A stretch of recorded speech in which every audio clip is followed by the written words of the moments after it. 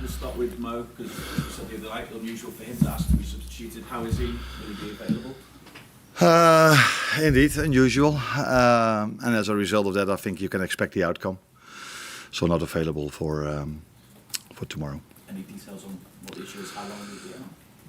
The good thing for Liverpool, for us, is that we go to an international break. The bad thing for Egypt is that he can't go there. But we are hoping also with what Mo has shown in the past that he can recover faster than other players might can in similar situations, because he just takes such good care of his body, and history has shown that he can be earlier back than others. So, but it's only 2 weeks when we go again. So let's hope in that period of time he can be back. I take it Joe's okay as well. No, it's a good question. It's always nice to hear that. You have a good question. Just as we head into an international break as well. Does your wife sometimes tell you this as well? Do you say no? Did you say no? Oh. No. That's not good. Okay. Joe was on the bench, but he wasn't able to come in. We tried to postpone it as far as we could. He already told me before the start of the game that he didn't feel good. I said, okay, let's wait at half time. Maybe a miracle can happen, and we might need you in extra time.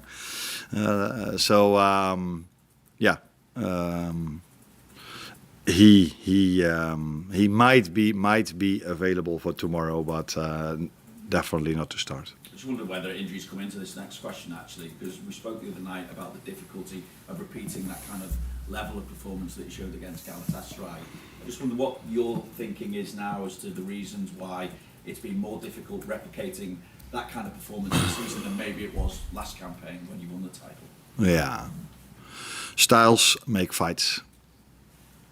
And that's maybe everything I should say about it. But if I have to explain this means that we faced a team with Galatasaray that maybe wanted to try to kill a certain momentum, but they wanted to press, they wanted to bring the ball out from the back, they had a certain style, they wanted to fight with us. And I've said it 150 times, and I will keep on saying it for the rest of my life. It will never be about us if a game is not entertaining. It will never be about us. All the times we faced a team that wanted to fight with us, we gave them the fight and we gave the fans a great game. But if we have to fight against a team that doesn't want to fight and only want to hold their hands in front of their face, it's really difficult to give punches. So it's more difficult and it's less open and less attractive. That's all I can say. We faced a team, Galatasaray, that's used to be the better team of the two because they are the champion of Turkey. They want to play, like I said, and that you cannot compare that at all with most of the teams that we faced this season. As you're looking then to build momentum again, what style do you feel you're facing this weekend? A very attractive and interesting style, which makes it then again complicated as well because we only have 62 hours of rest in between, where we put in an enormous shift Wednesday in terms of physical performance. And that was your second part of the question you asked before. Yeah, tell me what is smart. Yeah, and I have to make that decision. But Jeremy Frimpong, for example, is such an explosive player, made so many sprints and so many times this season, unfortunately, when games came fast, he got injured. Now Joe being out, so you can already understand which questions we have to answer. And now I'm only talking about Jeremy, but Brighton has always been a team with their former managers and definitely with this manager as well, who always want to play, who always want to bring the ball out from the back, who are going to make it a very intense game because they've also seen how intense our game was with their fans behind them.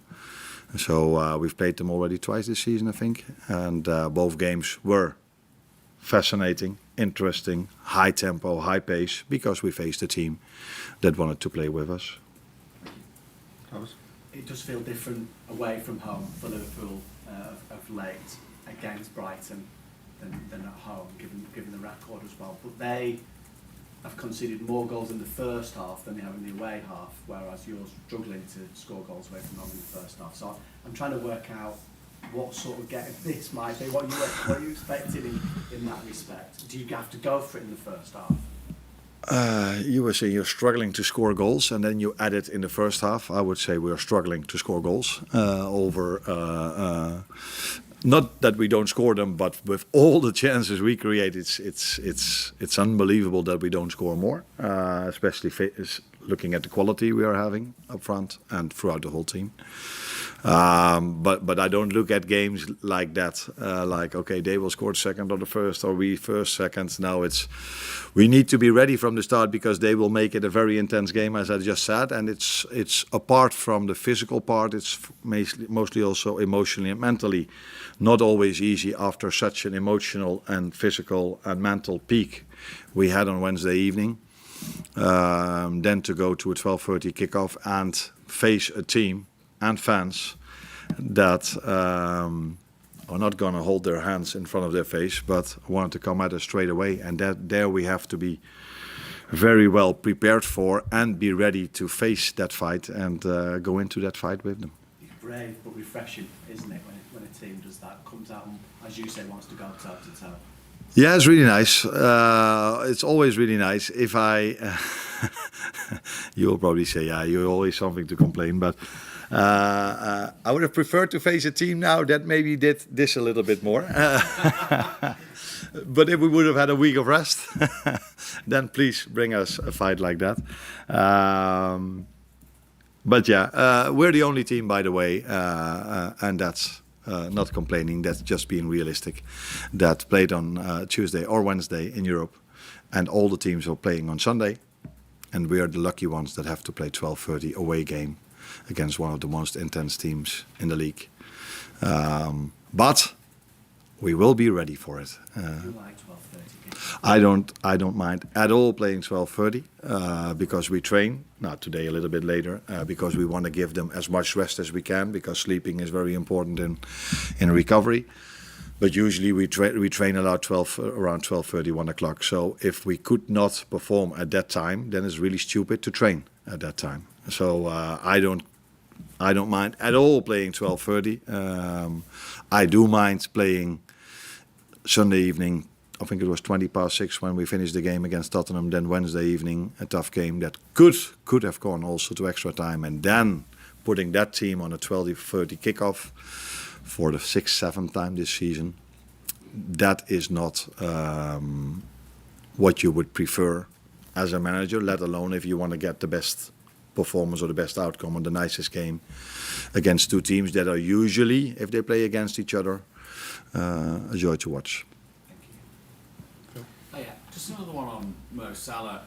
What did you make of the way he bounced back from that penalty miss the other night? And does it make it even more of a shame? And is it even worse timing that he bounced back really well, put in a great second half performance, just when, you know, there were questions being asked about his form this season as well?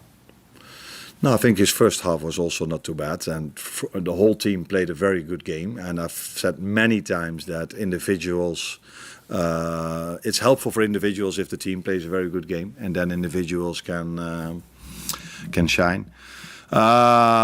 It says a lot about him, about his mental strength, but that maybe also comes with age. So if you've experienced this more, that you missed a penalty or you missed a chance in the first half, if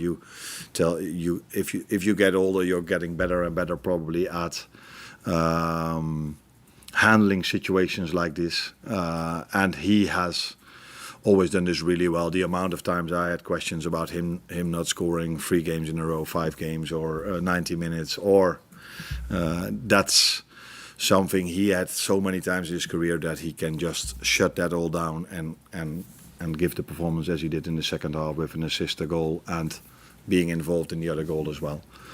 That is experience that he has and the mental strength that he has. When Brighton came to Anfield in the league, they created a lot of chances against you. You won the game 2-0, of course, but I think they created 1.9 XG on the day. How does that compare to other teams you've faced this season in terms of the amount of chances that you've conceded to teams? Yeah, and they didn't score, didn't they? No. And that's a big exception when it comes to us, because usually we concede if we only have 0.4 xG against us, and sometimes we even concede 2 goals, like we did against Wolves. So that was one of the exceptions. But again, it tells you that if they come to us or they want to play, and both games were very equal, and we haven't had a lot of luck this season. But those 2 games were quite equal, and we were the ones that won them both, the league and the cup. Although I think in the cup we were maybe XG-wise also a bit above them.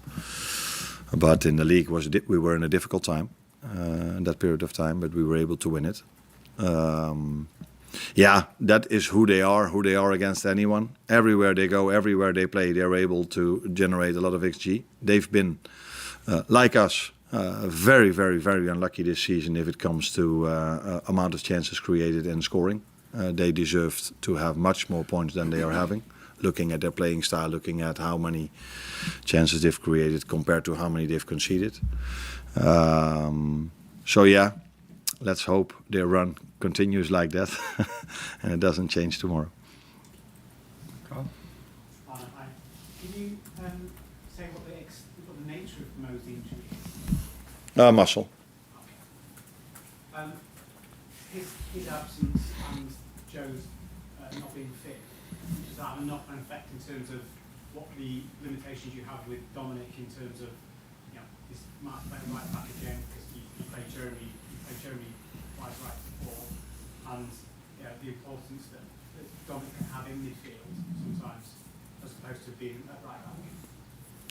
Yeah, I don't know how many times I have to say this, and I can please keep asking the question, because then I can every time tell you. Dominic is for me a midfielder. He is for me a midfielder. How many times should I say this? 5 or 6 times? So the moment I play him in a different position, that doesn't come because I think I want to be a tactical genius. That comes because I don't have other options available in that position, and I try to choose the best available player for that position. And if I then sometimes play in there when there is a fullback on the bench, please ask yourself the question, is that fullback then available to play that game? Is it smart to play him, or is it a big risk to play him? Because if I have another fullback available that is in good shape and in good form and is available to play, he will play there and Dominic will play on the midfield. So every time I make a lineup from now on, you don't have to ask yourself that question. There must be a reason why he's playing right fullback. Because Dominic is a very good midfielder for us. We have more than only Dominic, by the way. So that's also why I can bring him to another position. First of all, because he's able to play in different positions, because he's done really well also in that position. But if I have the chance, I play him in the midfield.